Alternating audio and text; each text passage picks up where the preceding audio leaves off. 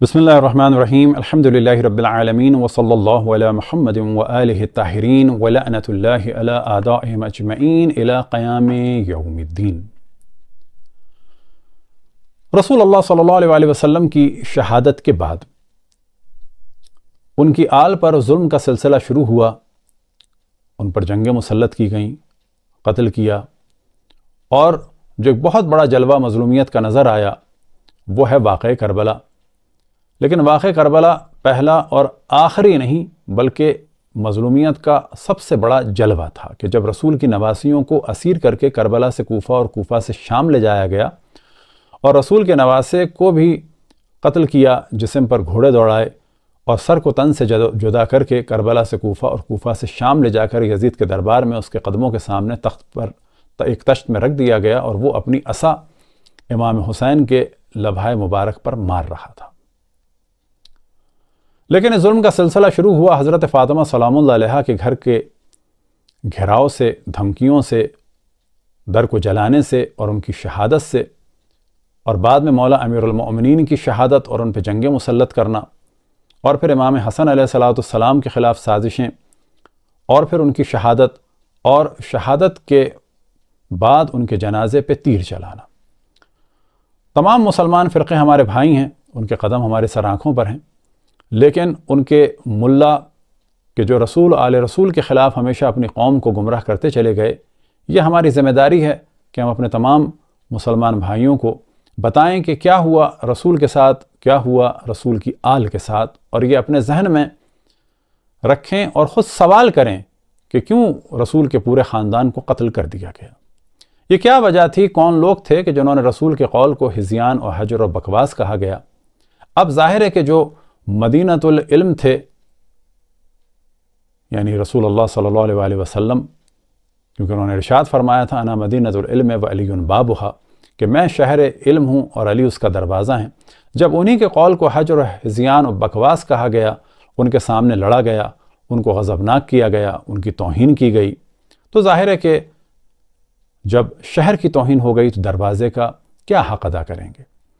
لہٰذا جب ہم کہتے ہیں کہ اہل بیت پر ظلم ہوا اور ان کے قول کو نہیں لیا گیا، ان سے دین نہیں لیا گیا، تو لوگ کہتے ہیں جی ہم بھی اہل بیت کو مانتے ہیں،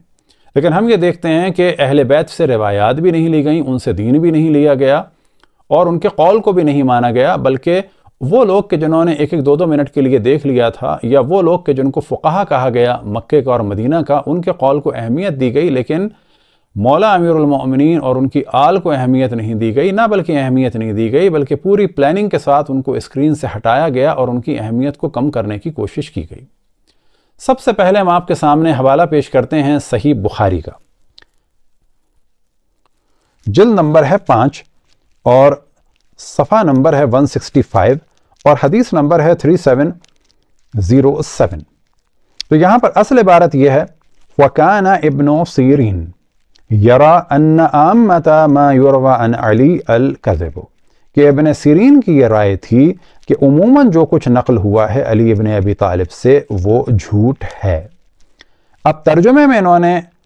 اس حقیقت کو چھپانے کے لیے ترجمہ پورا بدل دیا۔ ترجمہ کیا کیا؟ ابن سیرین کہا کرتے تھے کہ عام لوگ یعنی روافض جو حضرت علی رضی اللہ عنہ سے روایات، اب بریکٹ میں پھر ایک اپنے پاس سے چیز بڑھا دی، شیخین کی مخالفت میں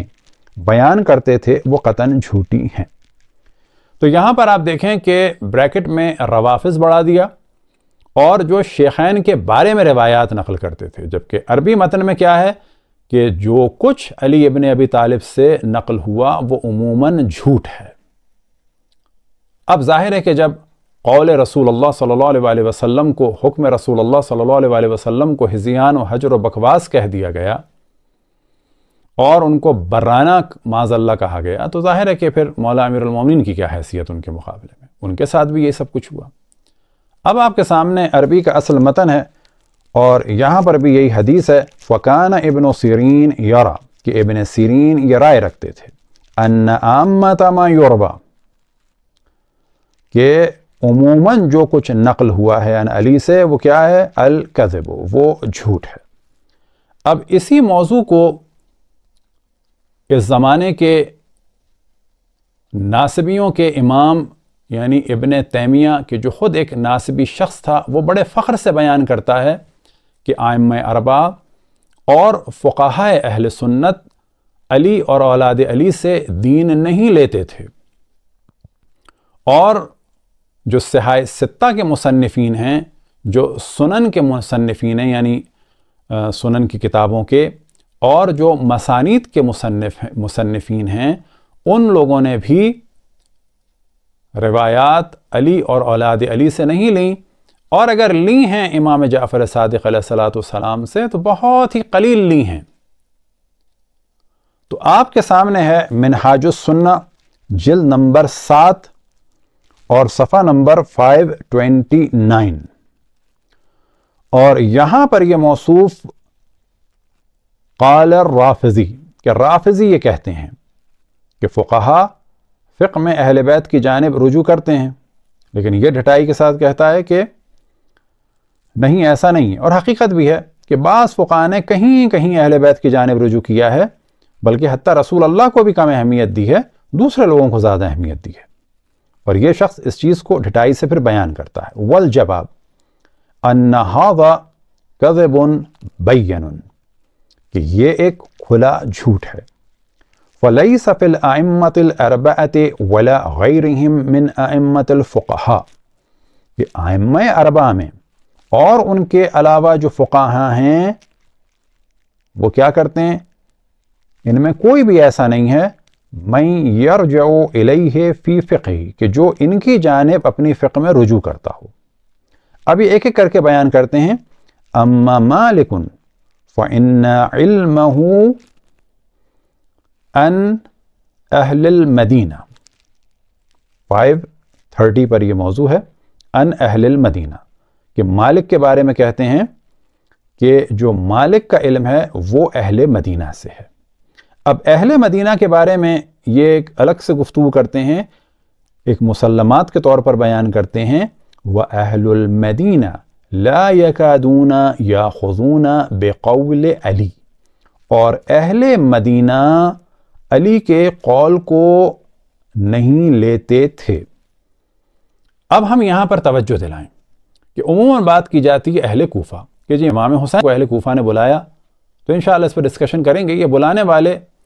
عوام بھی تھے، اور ایک تعداد اصحاب رسول اللہ صلی اللہ علیہ وآلہ وسلم کی تھی، کہ جس میں جناب سلیمان بن سرد خزائی جو اصحاب رسول اللہ تھے وہ بھی شامل تھے۔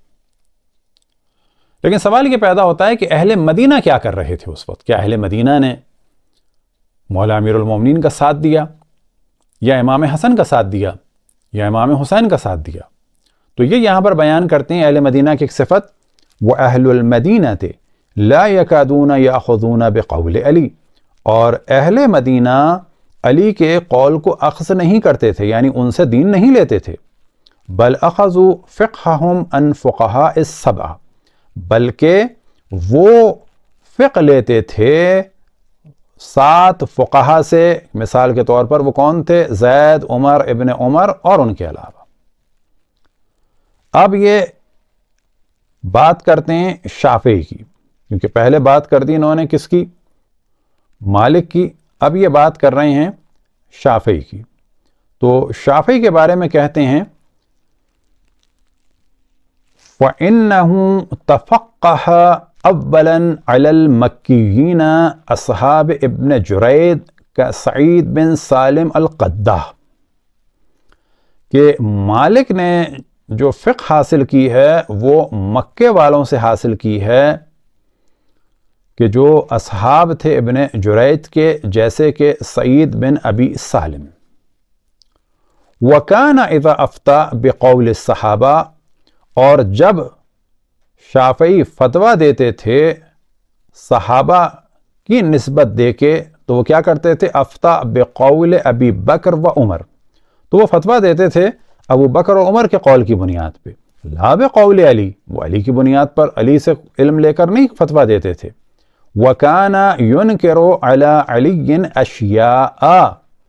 اور علی کی وہ بہت ساری باتوں کا انکار کرتے تھے، یعنی یہ نہیں کہ جو مولا امیر المومنین سے منسوب تھیں انہیں پتہ تھا یہ علی کی ہیں، لیکن انکار کرتے تھے، ان کے مقابلے میں ان کے قول کو لیتے تھے۔ ثم ان شافعی اخذ عن مالک، اور شافعی نے مالک سے دین لیا ہے اور اس کے بعد اہل عراق تک پہنچایا۔ اب اس کے بعد کیا ہے موضوع؟ وَأَمَّا أَبُو حَنِیفَةَ وَالشَّیْخُ الَّذِی اخْتَصَّ بِهِ حماد ابن ابی سلیمان، کہ ابو حنیفہ کا جو خاص شیخ تھا وہ حماد بن ابی سلیمان تھا۔ اما امام احمد فَكَانَ عَلَى مذہب اہل حدیث وَأَخَذَ عن ابن عیینہ وابن عیینہ عن عمر بن دینار، کہ امام احمد کا جو مذہب تھا وہ اہل حدیث کا مذہب تھا، اور وہ انہوں نے لیا ہے ابن عیینہ سے، اور ابن عیینہ نے لیا ہے عمر بن دینار سے۔ تو یہاں پہ پتہ چلا کہ کھل کے انکار کر رہے ہیں۔ اب پیج نمبر 531 میں یہ دوبارہ سلسلہ شروع کرتے ہیں موطأ مالک کا، کہ اس میں کتنی روایات ہیں کہ جو علی اور اولاد علی علیہم السلام سے یا بالفاظ دیگر آل رسول صلی اللہ علیہ وآلہ وسلم سے لی گئی ہوں۔ تو یہاں پر یہ موصوف کھل کے کہتے ہیں کہ مالک نے بھی روایات نہیں لی ہیں، فَهَذَا مُوَطَّأُ مَالِكٍ، یہ موطأ مالک آپ کے سامنے ہے، فَلَيْسَ فِيهِ أَنْهُ وَلَا أَنْ أَحَدِ أَوْلَادِهِ إِلَّا قَلِيلٌ جِدًّا، کہ مالک کی کتاب آپ کے سامنے ہے موطأ مالک، اور نہیں ہے اس میں روایات علی سے اور ان کی اولاد سے مگر یہ کہ بہت ہی قلیل۔ وَجَمْهُورُ مَا فِيهِ عَنْ غَيْرِهِمْ، اور زیادہ تر جو روایات ہیں وہ علی اور اولاد علی کے علاوہ لوگوں سے ہیں۔ وَفِيهِ، اب اس کے بعد کہتے ہیں فِيهِ عَنْ جعفر تسعۃ احادیث، اور اس موطأ مالک میں جعفر سے صرف 9 احادیث ہیں۔ وَلَمْ يُرْوَ مَالِكٌ عن أحد من ذریته إلا عن جعفر، اور مالک نے ذریت رسول میں سے کسی سے بھی روایات نقل نہیں کی مگر یہ کہ جعفر یعنی امام جعفر صادق علیہ السلام سے۔ وَكَذَلِكَ الْأَحَادِيثُ الَّتِي فِي الصِّحَةِ، اور یہی حال ہے صحاح ستہ کا کہ وہاں پر بھی آل رسول سے روایات نہیں لی گئیں، اور یہی حال ہے سنن کا، اور یہی حال ہے مسانید کا۔ منہا قلیل عن ولدہ، کہ ان میں بہت کم روایات ہیں علی کی اولاد سے، یا یہ کہ بہت کم روایات ہیں رسول کی نسل سے۔ وَجَمْهُورُ مَا فِيهَا عَنْ غَيْرِهِمْ، اور جو اکثر روایات ہیں صحاح ستہ میں اور سنن میں اور مسانید میں، وہ کس سے ہیں؟ اکثر ان لوگوں کے علاوہ ہیں۔ تو یہاں پہ پتہ چلا کہ نہ اہل بیت سے فقہ لی جا رہی ہے، خصوصاً حتیٰ مولا امیر المومنین سے، اور ڈٹ کے کہا جا رہا ہے کہ جی علی سے ہم نے فقہ نہیں لی، اور نہ ان کی آل سے فقہ لی، اور نہ مولا امیر المومنین سے روایات لیں، اور نہ مولا امیر المومنین کی ذریت سے یا بالفاظ دیگر جب رسول اللہ صلی اللہ علیہ وآلہ وسلم کو حجر و ہذیان و بکواس کی نسبت دے دی اور ان کے قول کا انکار کر دیا، اور پھر کوشش کی جاتی ہے کہ جی وہ معاذ اللہ نہ لکھنا جانتے تھے نہ پڑھنا جانتے تھے، جادو کا بھی اثر ہو جاتا تھا معاذ اللہ، جس طرح سے حدیث غرانیق پہ کہ جس پہ انشاءاللہ تفصیل سے ہم ڈسکشن کرنے والے ہیں،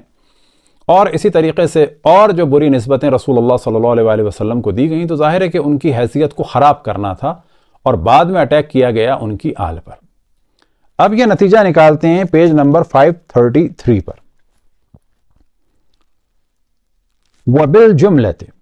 فَهَؤُلَاءِ الْأَئِمَّةُ الْأَرْبَعَةُ، اب نتیجہ نکالتے ہیں کہ بات واضح ہو جائے کہ ائمہ اربعہ کون؟ شافعی، مالک، حنبل، ابو حنیفہ۔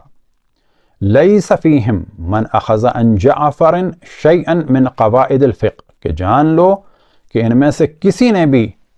امام جعفر صادق علیہ السلام کے بارے میں کہتے ہیں کہ جعفر سے قواعد فقہ میں کچھ بھی نہیں لیا، لیکن رواؤ عنہ احادیث، لیکن کچھ روایات نقل کی ہیں، کما رواؤ عن غیرہ، جیسے کہ دوسروں سے نقل کی ہیں، وَأَحَادِيثُ غَيْرِهِ أَضْعَافُ أَحَادِيثِهِ، اور جو روایات امام جعفر صادق علیہ السلام سے نقل ہوئی ہیں اس کے مقابلے میں جو دوسروں سے روایات نقل ہوئی ہیں وہ کئی گنا ہیں۔ وَلَيْسَ بَيْنِ حَدِيثِ زُهْرِي وَحَدِيثِهِ نِسْبَةٌ، اور ظہری کی احادیث اور امام جعفر صادق علیہ السلام کی احادیث میں تو کوئی نسبت ہی نہیں ہے، کوئی مقابلہ ہی نہیں ہے۔ کس معاملے میں؟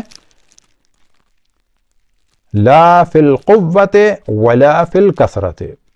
نہ احادیث کی قوت کے بارے میں کہ جو موضوعات کے اعتبار سے بڑی بڑی احادیث لی ہیں ظہری سے، اور نہ تعداد کے بارے میں، یعنی جعفر صادق علیہ السلام سے تو احادیث لی نہیں گئی ہیں۔ تو یہاں سے پتہ چلا کہ یہ ایک پری پلان کام چل رہا تھا کہ پہلے رسول کے قول کو حجر و ہذیان و بکواس کہو، پھر رسول کی احادیث پر پابندی لگاؤ، اور پھر اہل بیت علیہم السلام پر ظلم کرو اور ان کے اقوال کو ختم کرو۔ اور یہی وجہ ہے کہ جب ان کا ذکر کیا جاتا ہے تو کوشش کی جاتی ہے ہمیشہ ان کے مقابلے میں دوسروں کا ذکر لایا جائے۔ رسول و آل رسول کا دن منانا تو ان کو بدعت لگتا ہے، لیکن دوسروں کا دن منانے کا شور بھی کرتے ہیں، اور بدعت کا شور مچانے والے یہ نہیں کہتے کہ جب رسول کا دن منانا حرام ہے تو دوسروں کا دن منانے کی کیا ضرورت ہے۔ یہ سب کچھ نتیجہ ہے بغض رسول کا، اور بغض رسول ہی سبب بنا کہ ان کے بعد ان کی آل پر ظلم کیا گیا۔ دعا ہے خداوند تبارک و تعالیٰ سے کہ تمام مسلمان اس جانب توجہ دیں، فقط ایک سوال کریں، تحقیق کریں اس بارے میں کہ کیوں رسول اللہ صلی اللہ علیہ وسلم کے بعد ان کے پورے خاندان کو قتل کر دیا گیا۔ وصلی اللہ علی محمد وآلہ الطاہرین۔